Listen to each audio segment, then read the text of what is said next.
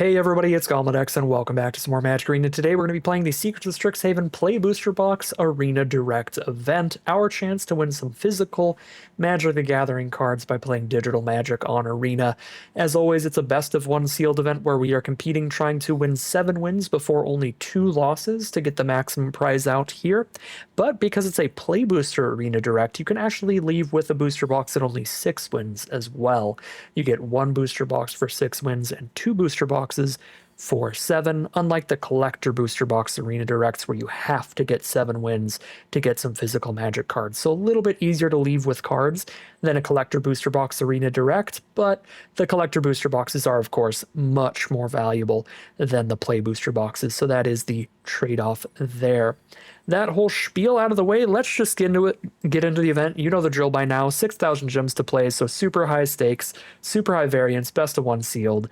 Let's just see how long it takes us to get a box this time around. I've actually only got time for a few attempts, so we'll see if we manage to get at least 1 play booster box within a few runs here. So our rares are kind of all over the place. Our strongest rare is likely the Arc of Hunger, just a really good card draw engine for lore hold decks. Harmonized Trios are pretty mediocre. Shieldred's Edict is just like a decent removal spell. I wouldn't count that as one of our rares. Steal the Show is pretty bad. Dina's Guidance is super narrow. A Dual Land is not an exciting rare. Again, the Trios aren't exciting. So Arc of Hunger, Pensive Professor, and Cauldron of Essence are the interesting / powerful rares, but even those, Arc of Hunger is the only one I think is like massively powerful, so I think without any like really balmy cards, I'm more concerned about just what colors line up. In terms of the commons and uncommons, just what is going to be the most synergistic looking deck, the most powerful looking deck. Start by looking at our colorless and multicolored to see where our mana fixing lies. We've got a Potioner's Trove and Strixhaven Skycoach we could play to mana fix us in any deck. Very nice. And what else do we have? What is going on? Okay. What else do we have here? We've got a few mediocre, I was going to say Simic cards, a few mediocre Quandrix cards. We've got a lower hold draw spell, lower hold removal spell, and a lower hold threat. Those are all fine. Lewin's a pretty fine Witherbloom card. There's 1 green-black dual land as well. I don't think that any of our 2-color pairs are really standing that much ahead of the rest. There's like a couple cards in each color that are decent, but nothing that looks incredible. Lorehold probably looks the best, just because of how good Arc of Hunger is. We didn't need that much other stuff out of Lorehold for it to look like a pretty good color, and all 3 of the other Lorehold cards are pretty solid and sealed. So Lorehold does look best in terms of the 2-color pairs by a little bit, but it's not because it's like monumentally exciting. Check our individual colors now. Ooh, I kind of like this curve of white creatures here. We've got a 1-drop, we got a bunch of 2-mana creatures, so we could try to be a little bit aggressive here. In that lower hold deck, we got a hop 2 at 3 mana as well, which plays really well with that group project. Can just slam a ton of creatures on the board with our white, and we've got a removal spell with a Johnny's Response. Checking out our blue, I like Essence Scatters and Stock Up a lot, so I'm a big fan of these non-creature spells. Of course, the Pensive Professor is fantastic too. The rest of these are all pretty filler. Even Harmonized Trio, again, is just not insane, but probably better than the rest of it. Blue does look pretty decent. Black, tons of removal, my lord. It is just removal. All removal spells in 1 cost of brilliance. The Locust Spray is not like really good removal. It's very narrow, just -1/-1, but the rest of the removal spells are going to kill something every time. So if we want a backup color that's just a stack of removal spells, black has us covered there. It doesn't have a lot of creatures, but makes up for that with just tons of interaction. Checking out our red now. If we have enough ways to make cards leave the graveyard, the Garrison Excavator can spit out a whole army, which is pretty sweet. We have a dual tactics with flashback that'll work with that, and we have some good removal with a couple Unsubtle Mockeries, but the creature count's pretty low, and I don't think we had a lot of other like leaves the graveyard stuff to pair with it if we do go lower hold, which is the 1-color pair where we would get more Excavator triggers. Yeah, I mean, I guess we have Group Project, Dig Site Inventory, Daydream. Yeah, I suppose we actually do. The Dawsons as well. Lorehold looks fine, especially if there's some red-white cards at 3 mana. Unfortunately, there's not. So the curve will be a little weird, but I think that would be the best place for a red to pair with, because then we get an Excavator as well as some of these random removal spells. If we don't have ways to work with the excavator, this color's pretty empty. Because pretty much all these cards would just not be good. Oops. Last but not least, check out the green. Very bad mana curve. And super mid, Follow the Lumerets, Glorious Decay, Chelonian Tackle, Efflorescence. These are all just really mediocre. Filler. Speaking of mediocre filler, like Hypothesis, some Banes. There's really not a huge reason to be in green outside of like a Snarl Song, and this isn't really a good sealed pool for Snarl Song Converge nonsense. I don't think our fixing is just okay. And our best stuff does line up in a 2-color pair to where we don't need to be running around converging.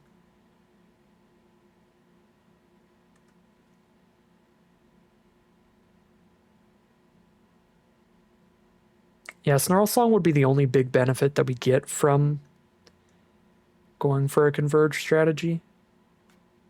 Although I suppose, I mean, we could go like for the Scatters, the Professor, the Stock Up, Hydro Channeler fixes mana. If we play heavy blue, we could go blue-green. That's going to give us Proctor's Gaze fixing 2.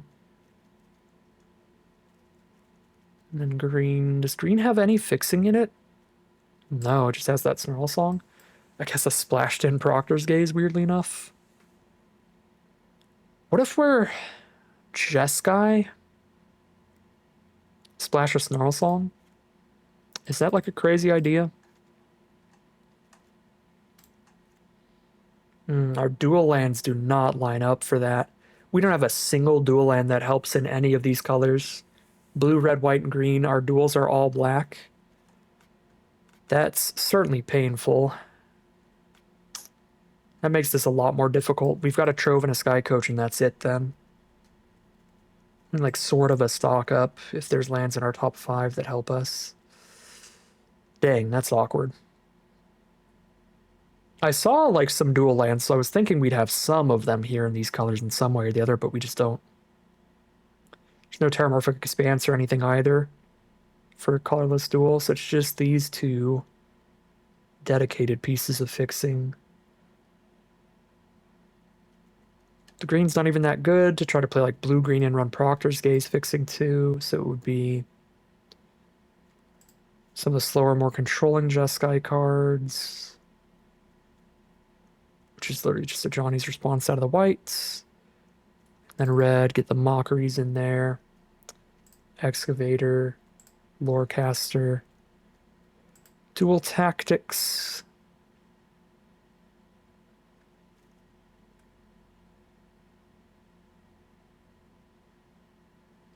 One more card, a Mascot or Diary of Dreams or something. Some weird Jeskai Converge build like this.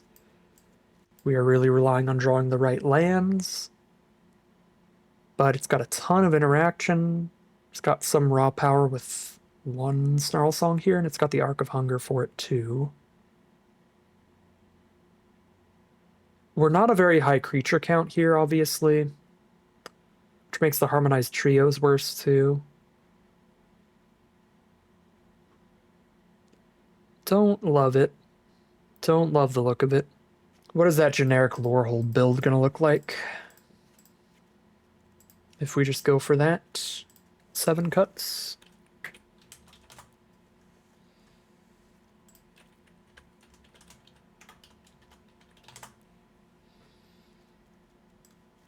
Ancestral Angers, Steal the Show, Trove.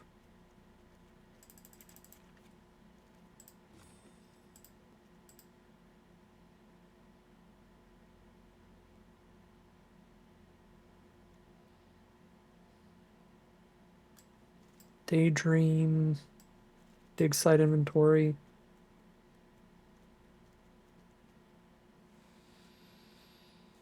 It looks pretty mid, honestly. I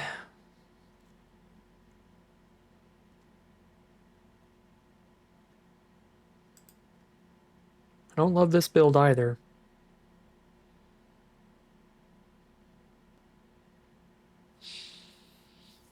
I guess one thing to consider is because we don't have any like natural duels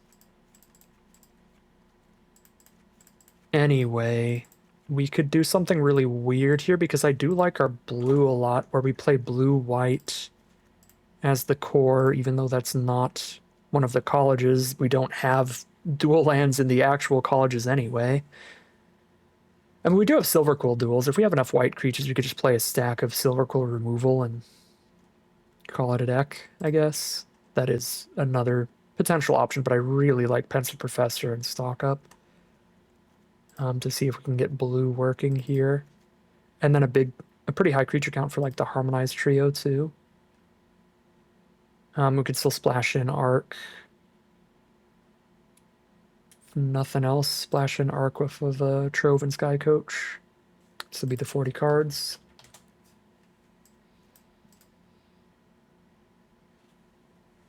Feels wrong to like this more than I like our Lorehold deck, but I do.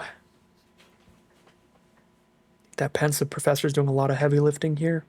What's the Silver Quill deck look like? We can splash with the Silver Quill build too.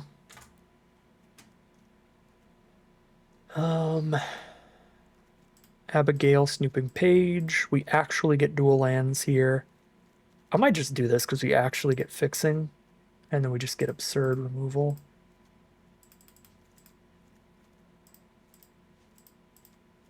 And then running this gigantic stack of removal is going to make these repartee cards really good. What's our creature counts?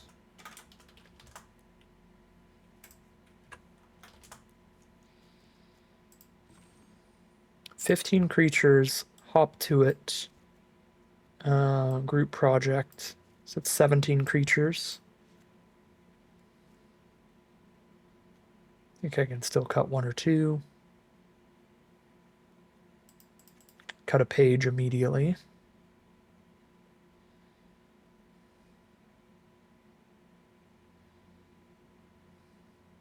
I don't think this is a particularly good Leech Collector deck. Next, Sheoldred's Edicts. Again, fine removal spells, but the worst of all the removal we have, because we just have a ton of very good removal. So let's cut those. Probably Leech Collector with a lower amount of life gain. And one more card somewhere. Maybe Ennis. Yeah, honestly. Cut those, go Silver Quill, Splash Arc. This is my favorite of the decks I've looked at so far by a pretty decent margin. It's the best mana by a lot. It's tons of interaction. It's also kind of the best curve we've had the whole time, too. It just makes a lot of sense to me. I think I'll just roll with this Silver Quill deck. We have 13 white cards, 10 black, and 1 red. Thanks to our 2 dual lands, we actually have 8 white sources and 8 black sources already, as well as 3 red. Let's drop the red down to just 1 or 2, because we have these 2 pieces of fixing as well. And then that'll allow us to go... I think I'm going to go 9-9 split, so I'm going to run just the single mountain here. We rely on our Trove, Sky Coach, plus Mountain, 3 sources of red. If anything, I could cut one swamp to go to 4 red sources. Arc is very, very, very good. All right, sure. I'll go 9-8-2. Which would be 11-10-4 if you count our colorless sources as well. Yeah, looks good to me. I'm glad we took a look at the Silver Quill, because this looks much, much better than the other stuff we were peeking at. Hopefully it can carry us to some wins here, but we'll see how far it can take us as we hop into the gameplay. All right, here we are on the play for game 1. We just get to curve out Burog Banemaker to start things off. Great start for an aggressive color pair in Sealed. Get to curve out, play our biggest, beefiest creatures as quickly as possible. A 3-power creature to slap with on turn 2. It is a Lorehold mirror match. There's an Inkling mascot out there for our opponent, which I don't really want to kill. I think I'd be pretty okay with trading here and then Cost of Brilliancing on whatever lives.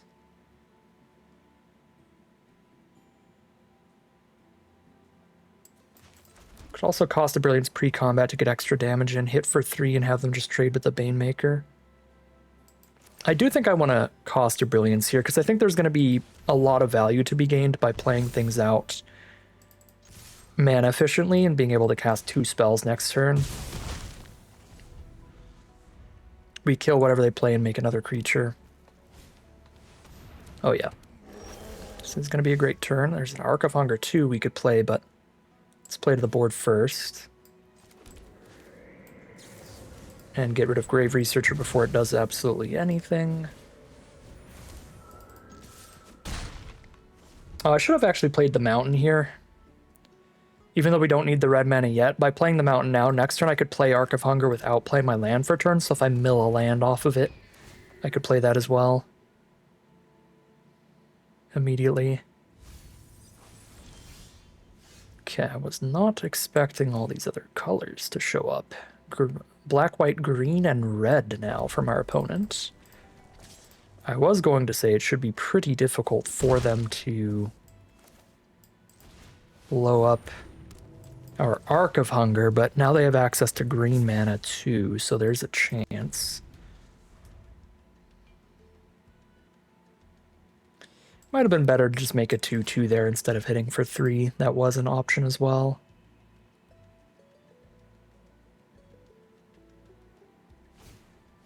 Render speechless. No, my planes.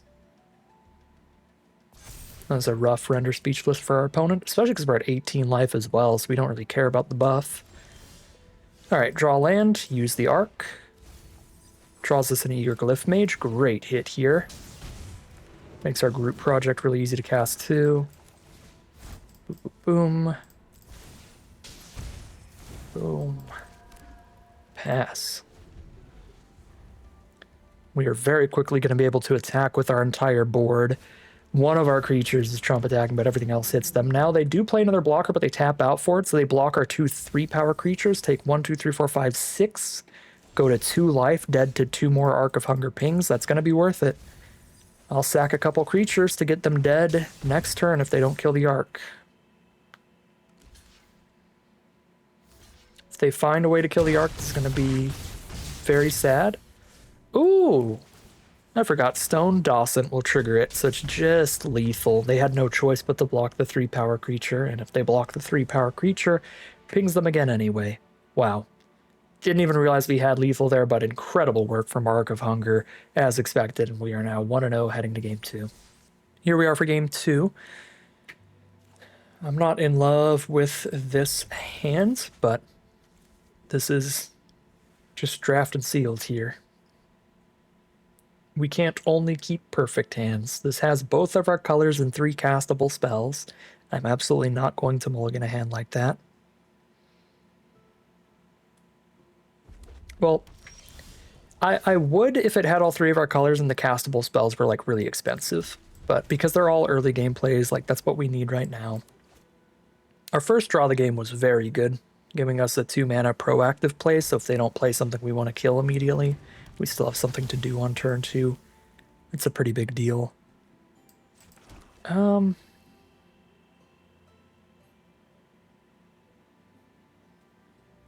don't mind killing the mana dork. I think I'm okay to do it against blue-red when they have...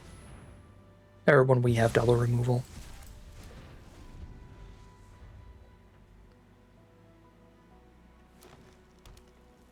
Blue, red, green.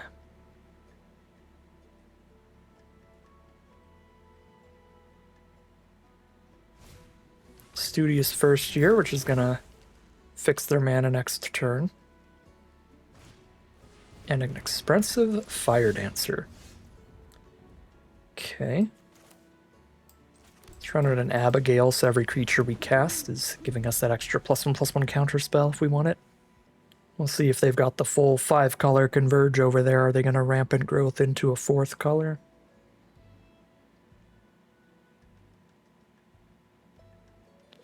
Them having the Studious First Year to follow up their first mana dork does make the removal spell on the mana look a lot worse. Because, like, well, okay, they're still going to be ramping.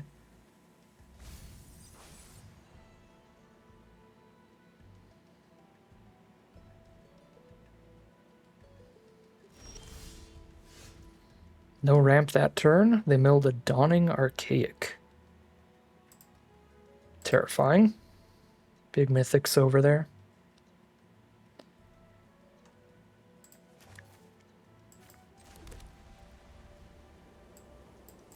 Double spell here.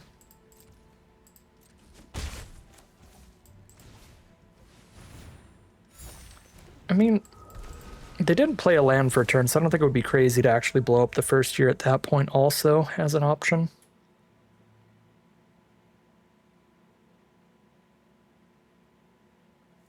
It's another situation where maybe it was better to just make another group project token than poke them with Abigail.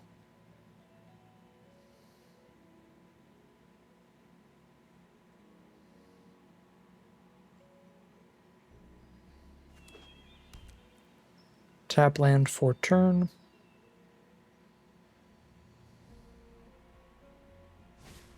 And they will ramp in growth this turn.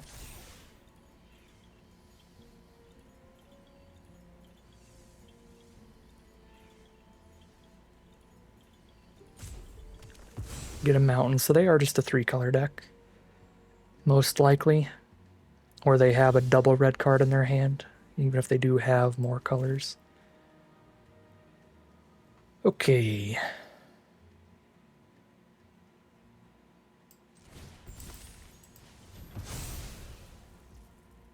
Nobody's small enough to trade into first year now.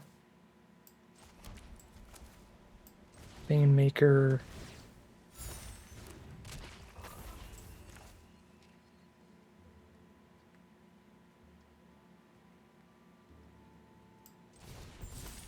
Could even force a double block there if they want to kill that. I think that's pretty chill.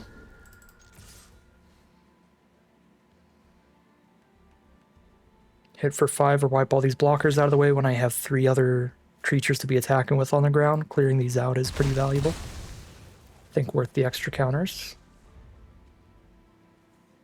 This is sorcery speed only, so no reason to put a stop on my upkeep. With the dual lands in the set, if you're in a position where you really desperately need to see one card deeper, you can put a stop on your upkeep to surveil with those, but uh-oh, Mind into Matter. They're going to get something onto the board tapped after they cast this. Pretty strong sealed pool. Dawning Archaic, Mind into Matter. They've got the big late game plays, which has me really worried because we don't have that much early damage on them. They're still at 18 life right now, so they could very well stabilize with the right big rares or uncommons, like Mind into Matter. Blazing Fire Singer. Alright, just a 2-3 blocker. I don't think the Seething Song is all that threatening. It's going to give them a little bit of mana. Certainly don't want a Foolish Fate a tapped creature. Okay. I have no creature to cast, so I can't get another +1/+1 counter this turn. I do want to surveil pretty badly, so I guess I'm going to cash this in now. I kind of wanted to wait till the turn I play Foolish Fate so I can get another 3 damage off this. And that might actually get me to just cast it right now, just for the extra 3. 1, 2, 3, 4, 5, 6, 7, 8, 9, 10, 11. Yeah, I mean, not having any removal left is sketchy, but we get to hit hard by making them lose another 3 there. They have a Burst Lightning off the bonus sheet. It is a pretty exceptional cheap removal spell. Yep, that's rough. Still put them down to 9. Not bad at all.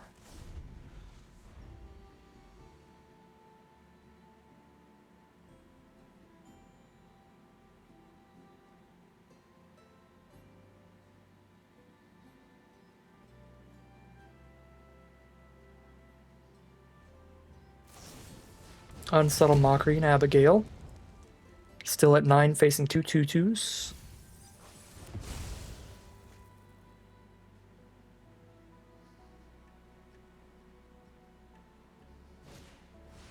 But there's a 3/3. And that sets up their draws as well. Discard a card, draw a card every turn. Play land for turn. They pass. Oceaner's Trove pretty bad here. Run it out, pass the turn, stop an upkeep for a Surveil. Because I could Surveil and still cast a 3 mana or less card. I have 1, 2, 3, 4, 5, 6 cards in this deck that still cost more than 3 though, so I don't think I want to do that yet. Ooh. Landscape Painter is huge because it can trade into a 2/2 and draw another 2 cards. It's a full 3 for 1 at this point. Things aren't going super well for me, but the one thing I could have really done differently was holding on to Foolish Fate, and that wouldn't change any of this. Because if I had like Foolish Fate, the Strife Knight instead, they still have a 2/3 I can't attack through, so either way we play it, we're just walled off at this point. Flood out a little bit here. I should probably play this land for potential upkeep. Surveils too.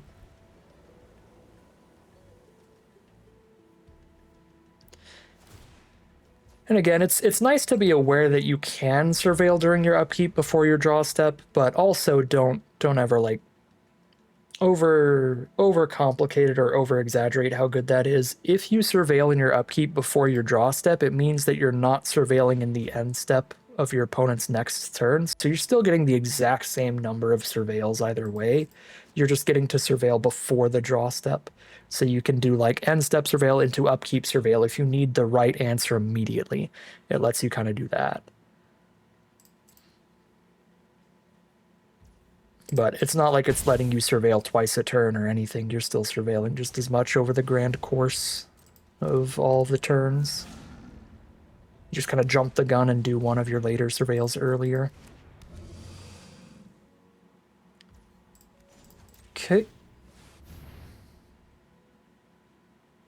Mountain, get out of here.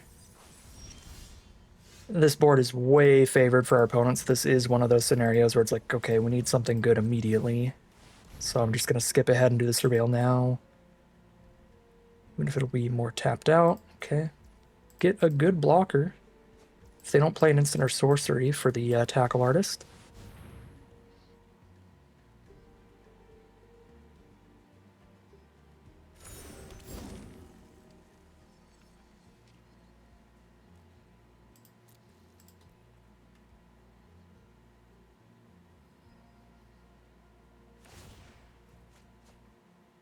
Land to the Strife Knight.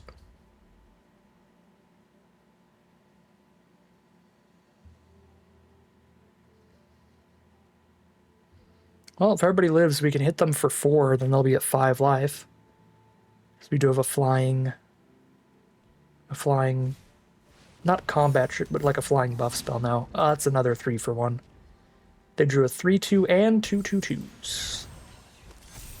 Just getting domed by Landscape Painters and Strife Scholars. That's how you know this game's not going great.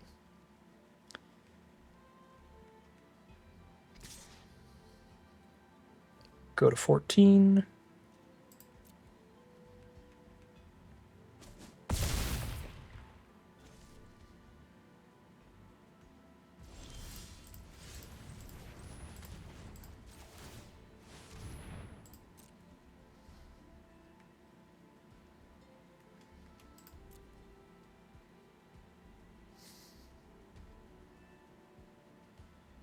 We're so dead here, that's not... It buys us a turn, it's kind of a fog with 3 chumpers.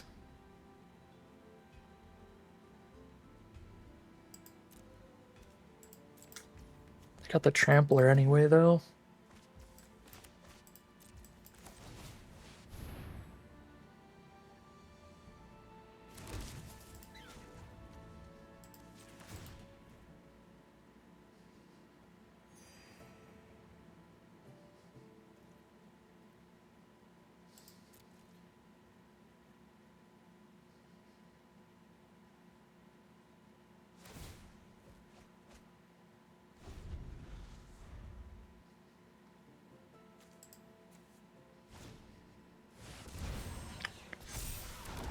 Visionary's Dance is a pretty incredible one.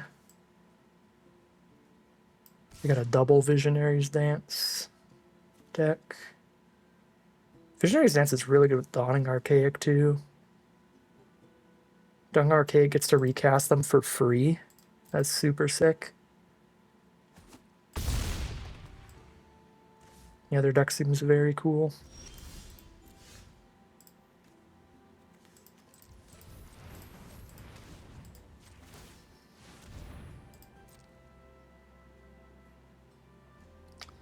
I know I've got removal in here.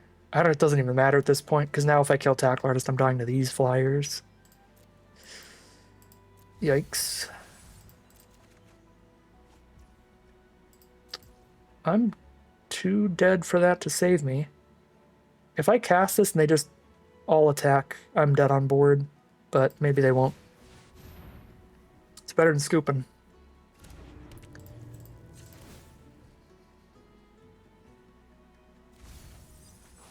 Dang. That was supposed to be a land, so I could gain one off of Arc of Hunger. Let's see. Will they hit the all attack button, or will I have a turn to try to do something crazy? If they don't kill us this turn, it is possible with an Arc of Hunger on the board to do something crazy to flip the game around. But all they have to do to kill us is just attack with everything. We can't stop that from being lethal if they do. We're completely tapped out, so there's no reason they shouldn't.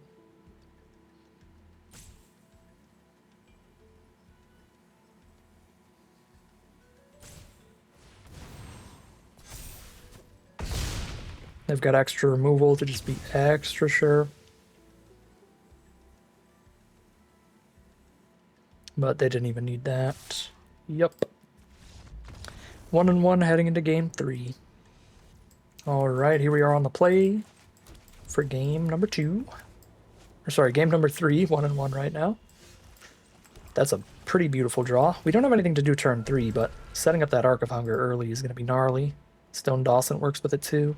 Scolding Administrator. I lied, we've got something to do this turn. Get rid of that thing before it gets any bigger and before it moves its counters around.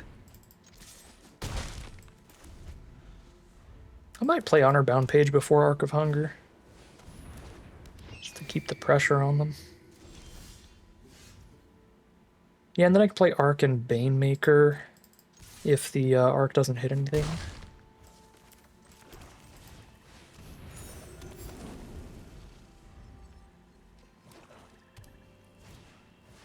Glyph Mage, okay. That's annoying for our Dawsant. But otherwise, we're pretty chillin' here.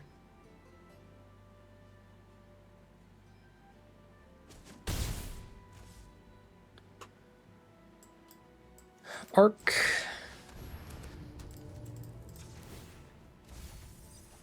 Does hit land for turn, beautiful.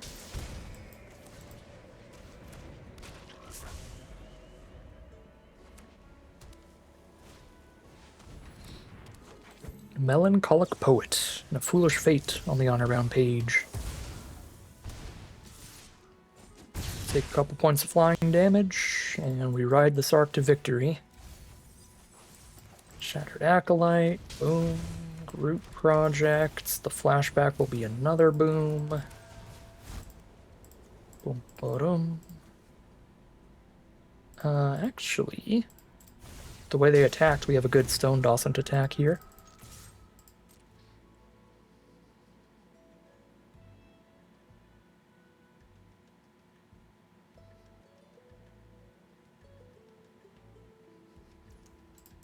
Take it. Happy with that too. They're down to 6.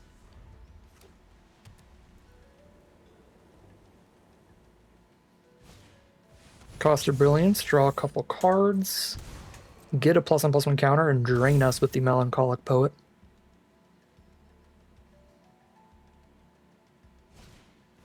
Group Project of their own.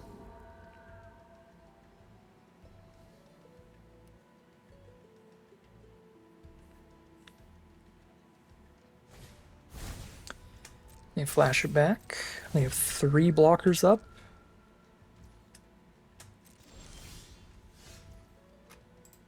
They could very well just die this turn if we trigger Arc basically at all. I think they're dead. They have 3 blockers. Block, block, block. Take 1, 2, 3, 4. Yeah, they're dead.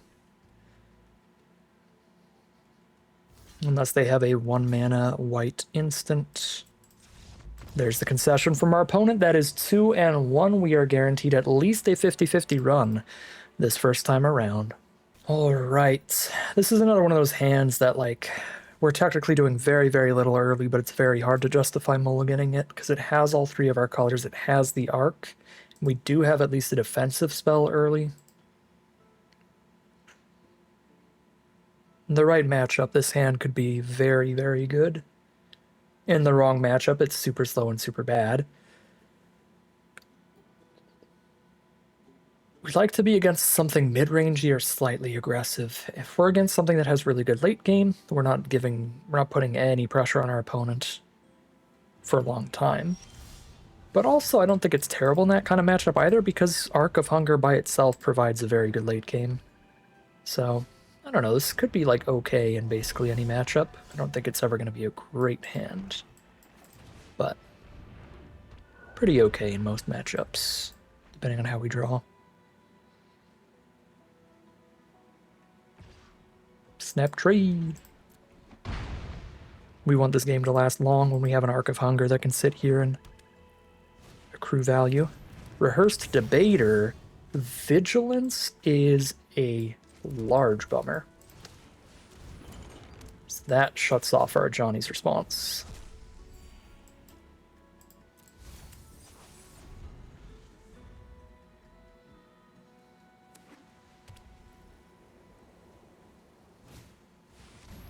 Conciliator's Duelist.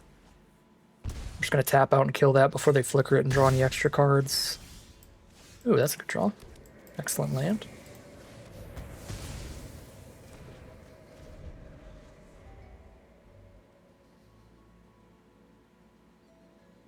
This is whenever they repartee, they flicker anything they want.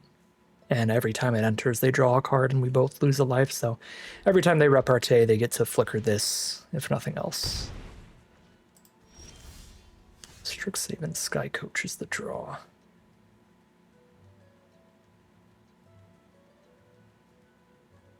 I'm against Black-White. They're not going to just blow up an Arc of Hunger. So I think against just a 3-3, we just play an Arc of Hunger.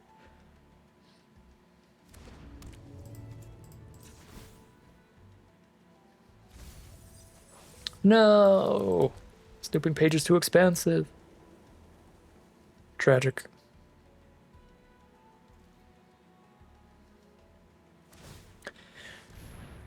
There is, they are in white. White does have ways to blow up artifacts. There's 2 I can think of. The one that's pretty common is the 2 mana 2/2 with lifelink. They can sacrifice it. That's the main thing we're looking to dodge. Technically, there's a Mystical Archives card that has like a bunch of different abilities on it, but that one's kind of dirtily. It's not the most popular. End of the hunt. I mean, I do have to kill the debater at some point. But if I can avoid doing it and just kind of block it, I'd much prefer to do that. So I can save End of the Hunt for something better.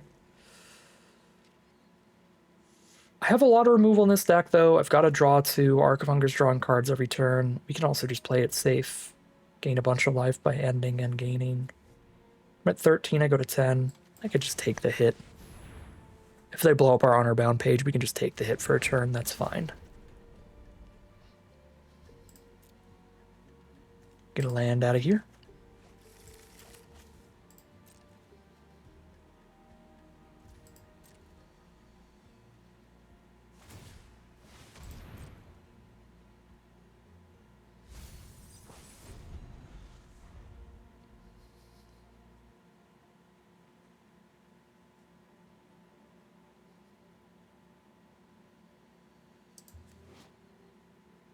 Blocking just already looks so awkward. I don't even need like a combat trick to stop that. We might as well crew. Still lose the honor bound page either way.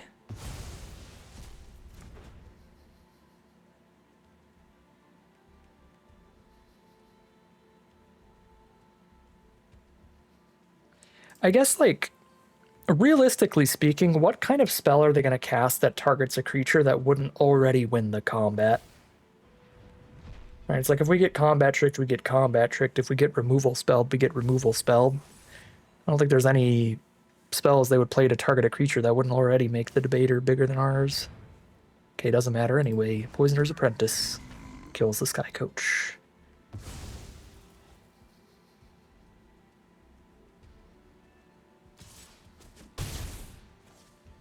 Alright, Arc of Hunger. Find us some removal. What are you doing in my upkeep? Would you put a stop in my upkeep with your 1 mana? Oh, they're just playing like full control mode here. Hello, big boy. Sweet card is sweet.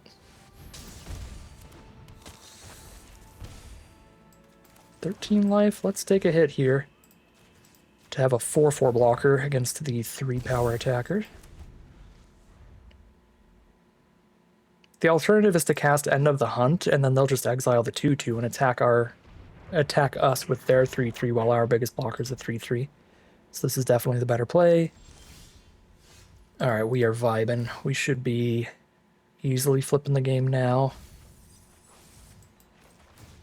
Bajillion blockers to be super stable, and we just start shredding them for 4 a turn, which is really 5 a turn because Arc of Hunger is going to happen every turn. We're gaining back from Potioner's Trove. We are safe against anything but a bomb, something that would just completely flip the game. Any individually good cards like removal spells or something, and we're still going to be in the lead. Well, their first Surveil is something, I would guess, at least removal spell level, power level. That is pretty good. That's basically drawing a bomb because it's going to pick up their bomb, the Conciliator's Duelist. But they don't quite have the mana to replay it right now, so they're going to lose a lot of life here. In the meantime, we could still outrace that. But either way, still was a very good draw.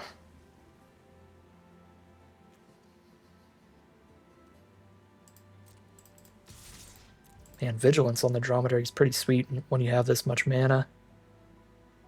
Just shred through their board state here because they can't just take it.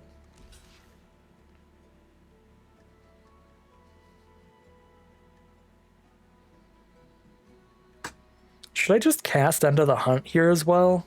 Because End of the Hunt isn't going to kill the Conciliator's Duelist anyway, because they have another 4 mana value card. They'll just exile that Osteomancer.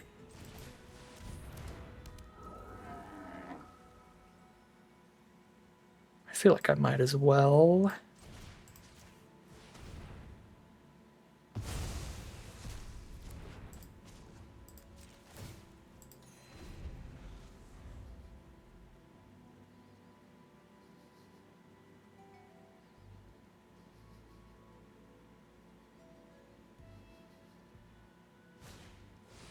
You know what's kind of painful for them? They have to lose a life when they play Conciliator's Duelist, which puts them dead to the Shade Rider. If they don't draw the removal or the flyer. They go from 6 down to 5, which means Shade Rider would hit for 4 and the Arc would be the final damage, but they did top deck the removal off the Conciliator's Duelist trigger, so it did get them there.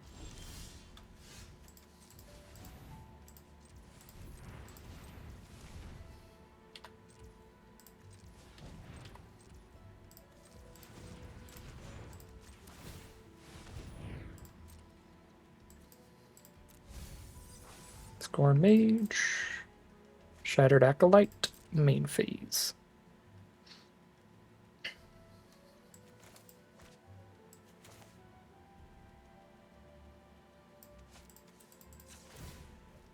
Just play 5 more things off the Arc, right? Ooh, last gasp is good. Boop that. And there's the concession from our opponent. They are over it. even if they aren't quite dead on board. And that is going to be 3-1, heading into game number 5. Here we are on the draw for game number 5. We got a good curve here. Banemaker into the Acolyte, and then all of the mana fixing in the whole deck. Playing against a green deck.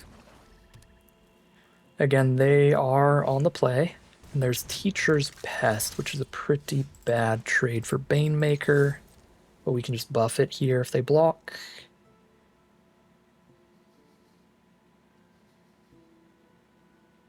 Slow down their life gain triggers.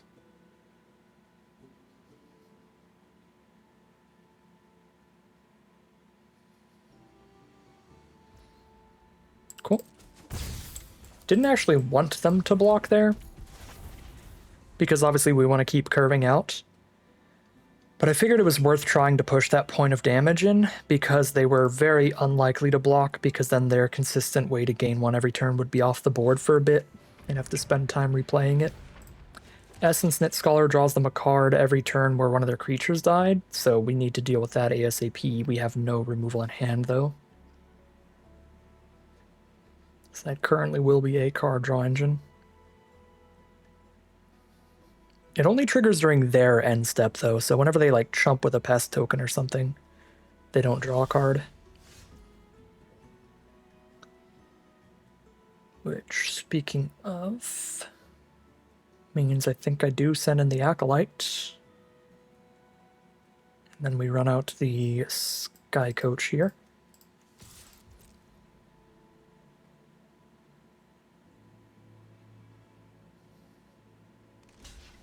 Yep, fair enough. Permanently kill the pest token and slow the Teacher's Pest down a lot.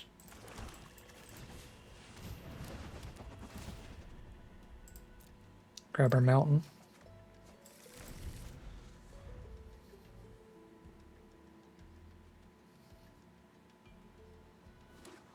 There's a Terramorphic Expanse for our opponent to work on their mana.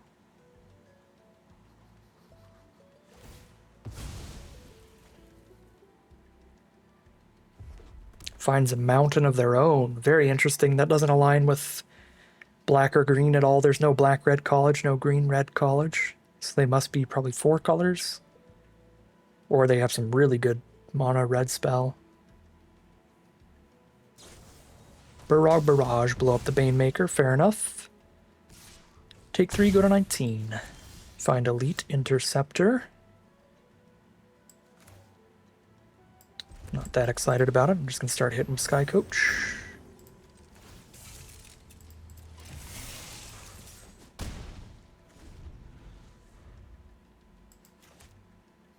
Interceptor is nice in that it blocks Essence Knit Scholar at least. So if the board state remains the same and we're just kind of racing a 3-3 into a 3-1, we've got the blocker up for the 3-1 now. Board state is not the same. They have their own Sky Coach, so they're probably just going to go for Sky Coach on Sky Coach trade. I guess we don't know for sure. And they are indeed 4 colors. Green, black, red, and white. Play all the best stuff in the whole sealed pool.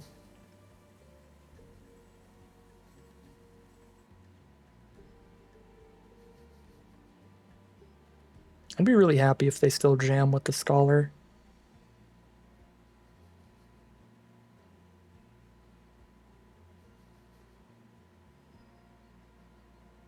But that would mean they have some other cards in their hand where they think they can keep an aggressive lead going.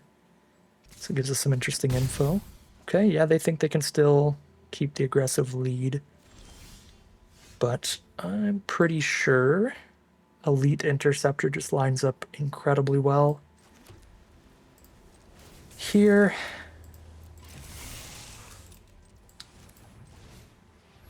To where we like really have the aggressive lead currently.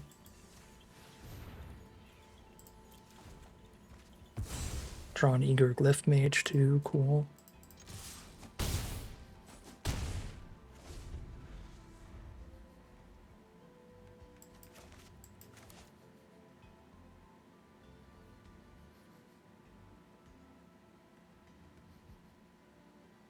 The Potioner's Trove as well makes racing difficult.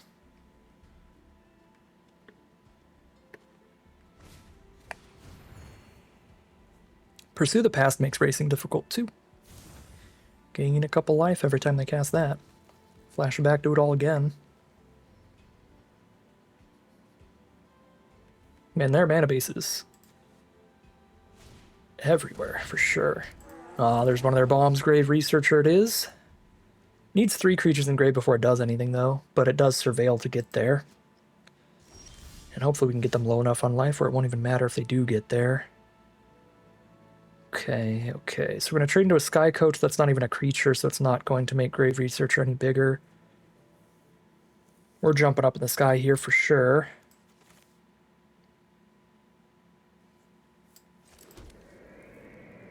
Seven mana, that's 3 for Trove, 4 for Glyph Mage. Maybe we're not jumping in the sky then, so that I can play Trove and Glyph Mage instead of just Glyph Mage in Form's favor.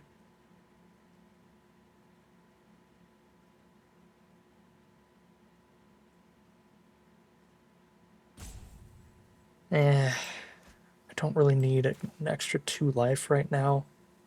I think I can afford to hold off on playing Potioner's Trove to put as much pressure on right now as I can.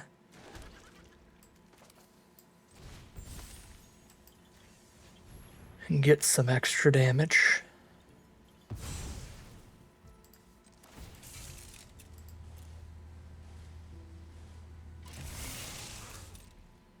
Put them to 8.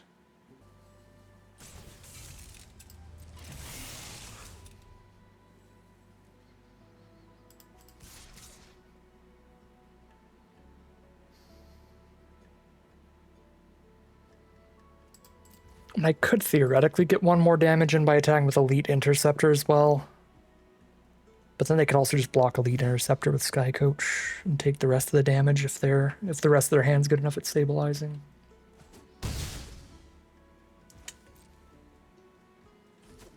Alright, they're down to 8.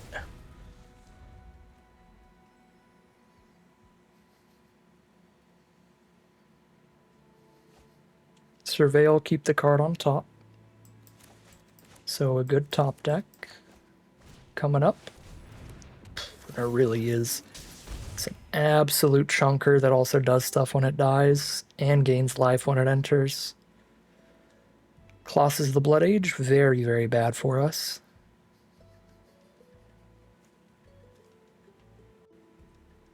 You just can't attack through that.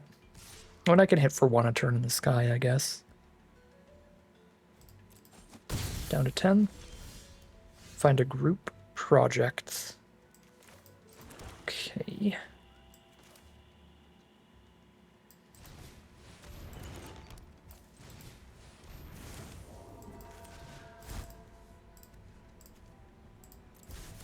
Sure.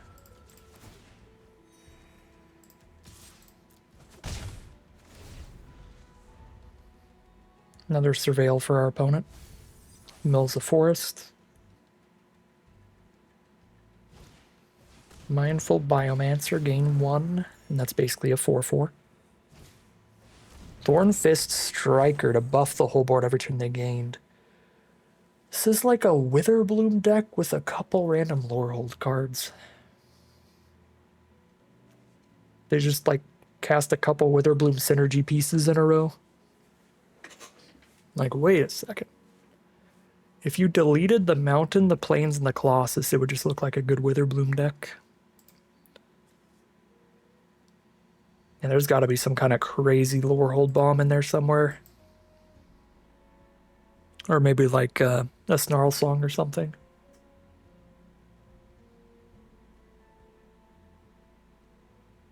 That Thornfist Striker is so deadly here, though. I mean, look at all this trample damage. And we might just be literally dead. 7, 8, 9, 10, 11, 12, 13, 14, 15 minus 5 is 10. So we're not literally dead. But I have to lose my board. Well, now I got the first strike here to just eat that. Go to 1. Eat somebody, go to 1. Maybe somehow I top deck lethal. It's probably the best bet.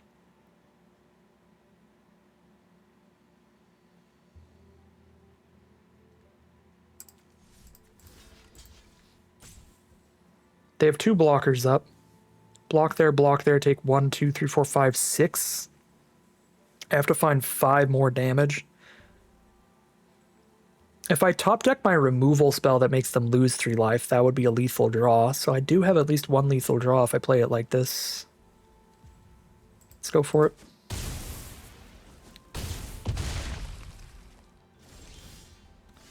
Abigail is not a lethal draw.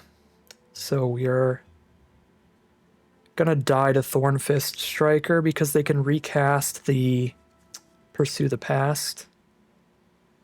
And then they have 4, 11, 12, 13, 14, 15, 16, 17, 18 trample power. We have 1, 2, 3, 4, 5, 6, 7, 8, 9, 10, 11, 12, 13, 14, 15, 16 toughness. We don't have enough.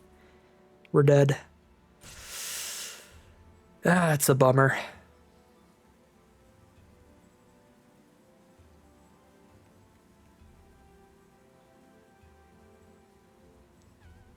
I don't even think there's any way to like get them to chump with Thornfist Striker that would leave us alive. It's the only way I'm attacking with enough power that they have to block some damage is 1, 2, 3, 4, 5, 6, 7, 8, 9, 10, 11, 12. If I attack with everybody, and if I attack with everybody, they can just block a 2-2 with the Thornfist Striker. And then even if they did like trade there, chump there, then I only have 1 blocker up. And no, they got us here. Actually was really close though. It's unfortunate.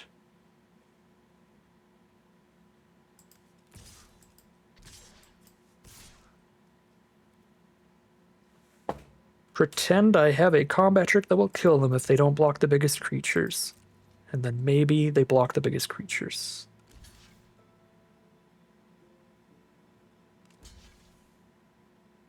Ayo?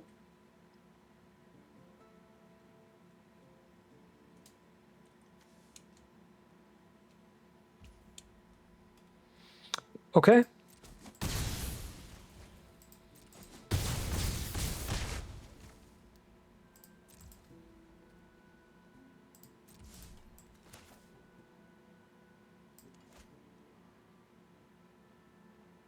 Oh, I can just cast Reanimate now, though, since I chose to kill the card draw one instead of the Reanimate one. Dang it. Yeah, they could just Reanimate the Thornfist card and then cast the Pursue the Past. They've got enough life to do that because of how they blocked. They can lose 3 life and then gain back up and not die.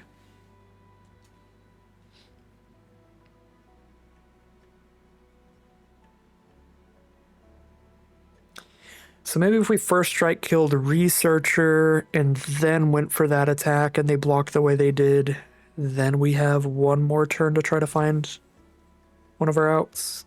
Which there might only be the 1 out. It might only be that 1 removal spell that also pings them.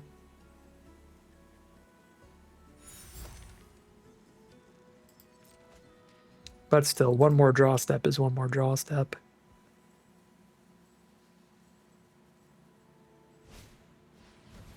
Oh. Completely irrelevant. Just got more bombs where that came from. Disappointing, but I guess a fitting end. Most of our wins were off Arc of Hunger as well. Man. Well, bought some extra time there, lasted longer than I thought, and that's a positive win rate in the very competitive Arena Direct event here. We got more wins than losses, but these Arena Direct prize structures are pretty brutal. Even if you are winning more games than you're losing, you are spewing money here. We are down 3,300 gems at the end of this video, even if we are up in win rate at a positive record here. At 3-2, 2,700 gems and 8 packs will be the prize out here. I did not love this sealed pool. I'm pretty happy with the direction I went with it. I think this was likely the best deck that we could have built. We could have played other reasonable decks, but this one got a lot of mileage to it. Got us a nice little positive record here. Not bad at all for some best of 1 sealed. Not a bad way to start off the Secrets of Strixhaven Play Booster Arena Direct event, but we'll give it a couple more shots here, see if we can't leave this weekend with a Play Booster box. But that is going to end today's video. As always, I'd like to thank my patrons and YouTube members for their support, as well as you for watching the video. If you enjoyed it and you're interested in seeing some more, you can always like, comment, and subscribe to tell the YouTube algorithm to send you some more in your recommended feed. If you'd like to support the channel directly, you can check out the Patreon link in the description below. And other than that, as always, thank you very much for watching, and I'll see you again soon for some more Magic Arena.